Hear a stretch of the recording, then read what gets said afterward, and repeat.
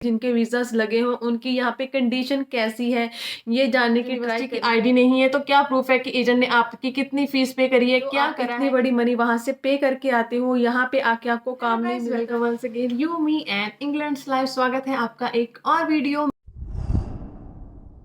में। और ये वीडियो होने वाली है खास स्पेशली उन लोगों के लिए जो यूके आ रहे हैं किसी भी वीज़ा कैटेगरी पे, फिर चाहे वो स्टूडेंट वीज़ा हो, फिर चाहे वो स्किल वर्कर वीज़ा हो।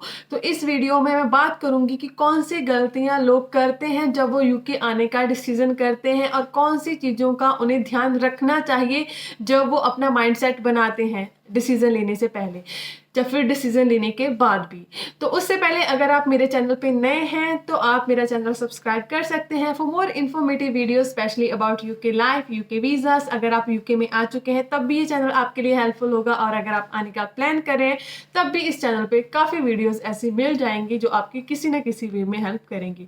तो please subscribe guys if you are new at my channel. तो स्टार्ट करते हैं आज की वीडियो। फर्स्ट बात करेंगे स्टूडेंट्स के बारे में। तो जो एक मोस्ट कॉमन मिस्टेक लोगों की तरफ से करी जाती है वो करी जाती है regarding their place, their university. अब प्लेस और यूनिवर्सिटी की मिस्टेक क्या होती है, बहुत सारे लोगों का यही मोटिव होता है। कुछ लोगों के बैंड्स कम होते हैं, कुछ लोगों की कोई और रिक्वायरमेंट फुलफिल नहीं होती, तो उनका सिंपली मानना ये होता है कि हम किसी भी यूनिवर्सिटी में चले जाएं, हमें कोई प्रॉब्लम नहीं।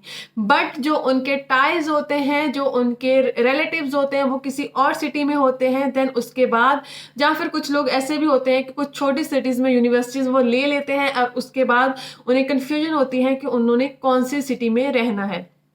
तो गाइस, जब भी आप यूनिवर्सिटी सिलेक्ट करें अपना माइंडसेट पहले ही बना लें कि आपने जाना कहाँ पे है, अपनी रिक्वायरमेंट जो भी है। अगर आप खुद अप्लाई कर रहे हो देन भी, अगर आप कंसल्टेंट से भी अप्लाई करवा रहे हो तो एटलीस्ट क्लियर रहो कि आपने कौन सी सिटी में जाना है। और आई नो जब आप अप्लाई करते हो तो कंसल्टेंट आपको बोल देते हैं कि ये यहाँ पे अगर आपने जाना है, मान लीजिए आपने बर्मिंघम जाना है और जो आपकी यूनिवर्सिटी है वो किसी और सिटी में है, और वो बोलेंगे कि ये सिर्फ 1 घंटा लगेगा, 2 घंटे लगेंगे, इतना कोई दूर नहीं है, आप जा सकते हो आसानी से। एज पर इंटरनेट वो 1-2 घंटे दूर हो सकती है आपकी यूनिवर्सिटी, पर एक्चुअल जो उसके पीछे की रियलिटी होती है वो लोग आपको नहीं बताते। रियलिटी क्या है? अब बेसिकली यूके इतना बड़ा नहीं है और एक सिटी से दूसरी सिटी का जो डिस्टेंस है वो, अगर वो पास की कोई सिटी है तो ऑफ कोर्स वो 1 to 2 आवर रहेगा।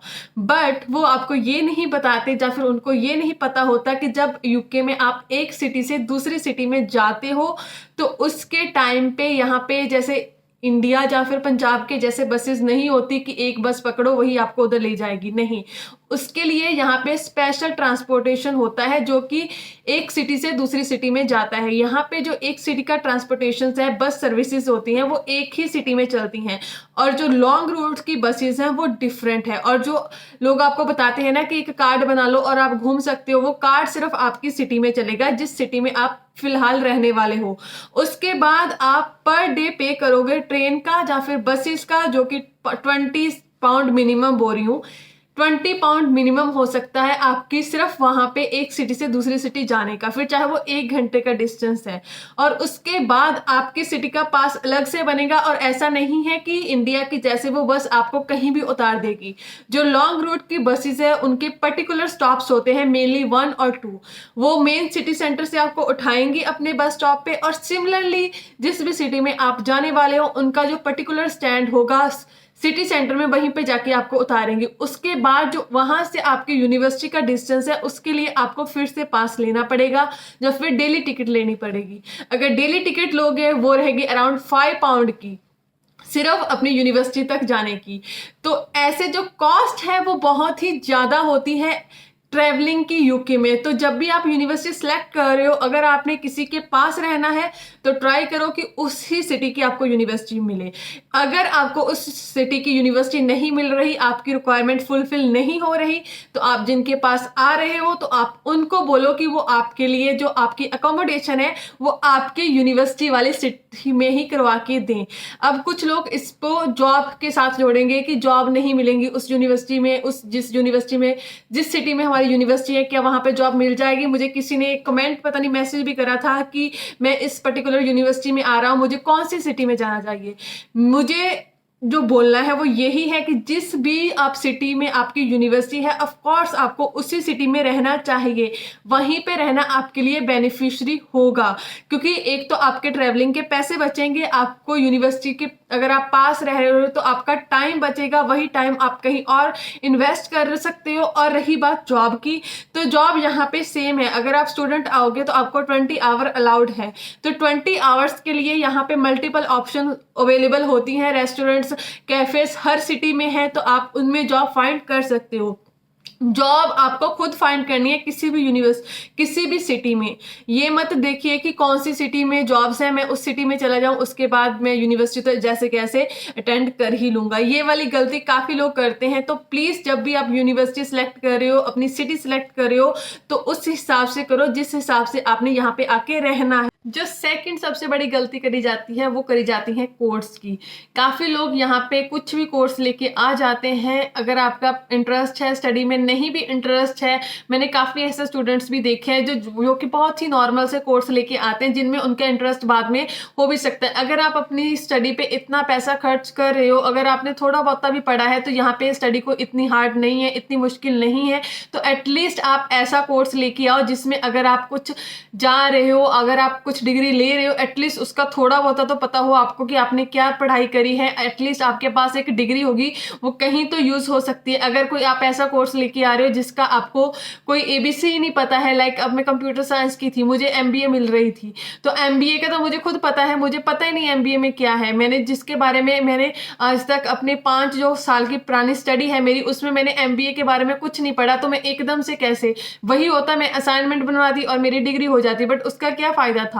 तो एटलीस्ट इतना तो देखो कि आप क्या कर सकते हो, कौन सा कोर्स आपके लिए बेनिफिशियरी रहेगा। और बहुत छोटे छोटे यहाँ पे बहुत ही स्किल बेस्ड कोर्स होते हैं जो कि बहुत इजी होते हैं। अगर आप उनमें आओगे तो आपका इंटरेस्ट भी होगा, और अगर आप उनको एक्चुअल में उनसे कुछ सीखते हो तो वो आपको फ्यूचर में बेनिफिट भी दे सकते हैं। अगर आप इतनी मनी इन्वेस्ट कर रहे हो अपनी स्टडी पे, एटलीस्ट थोड़ा सा कोर्स को देखो कि आप क्या स्टडी करने वाले हो। मोस्टली मैंने देखा है 80 to 90% लोग बिजनेस के कोर्स यहाँ पे लेके आ जाते हैं, फिर चाहे उनका बैकग्राउंड बिजनेस का हो नहीं हो, उनको बिजनेस की भी नहीं पता होती, बट 80 to 90% स्टूडेंट्स के जो कोर्स होते हैं वो बिजनेस के होते हैं। Business management, business analysis, business पता नहीं क्या क्या क्या। तो प्लीज थोड़ा सा जब आप कोर्स सिलेक्ट कर रहे होते हो ना, तो थोड़ा सा देखो कि कौन सा कोर्स आपको आपका एजेंट दे रहा है। फिर चाहे आप एजेंट के थ्रू क्यों नहीं अप्लाई कर रहे हो, तो लेकिन थोड़ा सा ध्यान रखो, थोड़ा सा खुद भी देखो। सिमिलरली इसके नेक्स्ट जो टॉपिक है वो यही है कि जब आप किसी एजेंट के थ्रू भी अपनी एप्लीकेशन प्रोग्रेस करवाते हो, तो आपको अपनी एप्लीकेशन का पता होना चाहिए कि आपकी एप्लीकेशन कहाँ तक पहुंची है, आपके एप्लीकेशन में क्या करा जा रहा है। ये मैं दोनों ही बंदों को बोलूंगी जो है स्किल वर्कर वीजा पे यहाँ पे आ रहे हैं, फिर चाहे वो आ रहे हैं यहाँ पे स्टडी वीजा पे। कुछ लोग ये बोलते हैं कि आप हमारा वीजा लगवा दीजिए, हम आपको पैसे दे देंगे। आप उनको पैसे दे दोगे, पर अगर आपको यही नहीं पता कि आपका क्या प्रोसेस है, आपने इतने सालों की स्टडी करी है, यहाँ पे आना कोई इतना मुश्किल काम नहीं है, कोई इतना बड़ा रॉकेट साइंस नहीं है अप्लाई करना वीजा। अगर आप खुद नहीं भी करें, एटलीस्ट आपको पता तो होना चाहिए कि आपका कंसल्टेंट क्या कर रहा है। लोगों के पास उनकी आईडी तक नहीं होती यूनिवर्सिटी की, और यहाँ पे अगर आपके पास यूनिवर्सिटी की आईडी नहीं है तो क्या प्रूफ है कि एजेंट ने आपकी कितनी फीस पे करी है, क्या करा है। पैकेजेस में लोग आते हैं यहाँ पे, तो एटलीस्ट अपनी जो बेसिक इंफॉर्मेशन है, बेसिक आईडीज है, वो तो आप अपने कंसल्टेंट से लेके आए, बिकॉज काफी यूनिवर्सिटी की अटेंडेंस, रिजल्ट, हर चीज उस आईडी में आता है जो आपको एडमिशन के टाइम पे मिलती है। तो थोड़ा सा इस चीज के लिए इतना भी लापरवाह मत होइए कि हमें तो एजेंट ने बोल दिया कि हमें हमारा वीजा मिल जाएगा, बस हमें हमारे वीजे से मतलब है, हमें कोई मतलब नहीं वो क्या कर रहा है क्या नहीं कर रहा।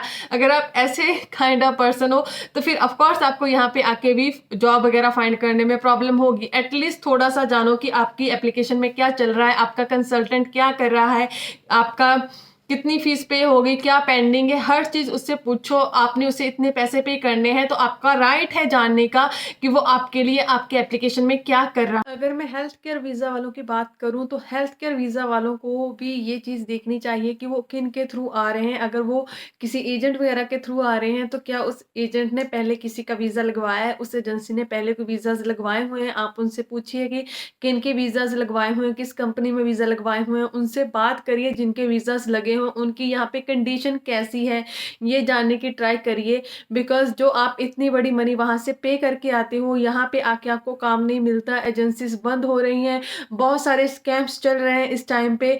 तो जब भी आप एक डिसीज़न लेने वाले होते हो कि इस एजेंट को मैं इतना पैसा दे के यहाँ पे इस वीज़े पे आ जाऊँगा, उससे पहले एटलीस्ट चेक कर लीजिए। आई नो गूगल पे रैंक आजकल जो रेटिंग है उसके थ्रू भी लोग चेक करते हैं। मैंने पिछले वीडियो में भी बोला था कि आप नेट पे चेक कर सकते हो, बट वहाँ से जाके आप उनके जो अदर एम्प्लॉयज़ हैं उन्हें ढूँढने की ट्राई करिए। उनके सोशल मीडिया पे कहीं न कहीं किसी ने मेंशन करा होगा कि वो इस कंपनी में जॉब कर रहे हैं, तो उनसे बात करिए रेदर देन कि आप जस्ट गूगल पे जाके उस कंपनी की रेटिंग देख लो, उस एजेंसी की रेटिंग देख लो। बिकॉज़ रेटिंग बहुत ईज़ी होती है गूगल पे खुद जनरेट करवाना। किसी को भी अगर आप बोलोगे कि हमें रेटिंग दो, तो वो रेटिंग अगर ज़्यादा लोग पॉज़िटिव दे रहे हैं, तो वो पॉज़िटिव ही शो होगी। वो कोई एक्यूरेट रिज़ल्ट नहीं है कि वो कंपनी कैसी है या फिर वो एजेंसी कैसी है जिसके थ्रू आप आ रहे हो। तो थोड़ी-सी रिसर्च आपको खुद करनी पड़ेगी अगर आपने किसी स्कैम में नहीं फँसना। तो गाइस ये कुछ बातें थी जो मेरे माइंड में काफ़ी लोगों की कुछ क्वेरीज़ पुट हो रही थी इस टॉपिक के बारे में, इसलिए मैंने इस वीडियो को बनाया। तो होपफुली आपको कुछ बातें पता चली होंगी। तो आप मुझे इंस्टाग्राम पे फॉलो कर सकते हैं और फेसबुक पे आप मेरा ग्रुप भी ज्वाइन कर सकते हैं, जिसका जो लिंक है वो डिस्क्रिप्शन में मेंशन है। तो कीप सब्सक्राइबिंग गाइस, बाय।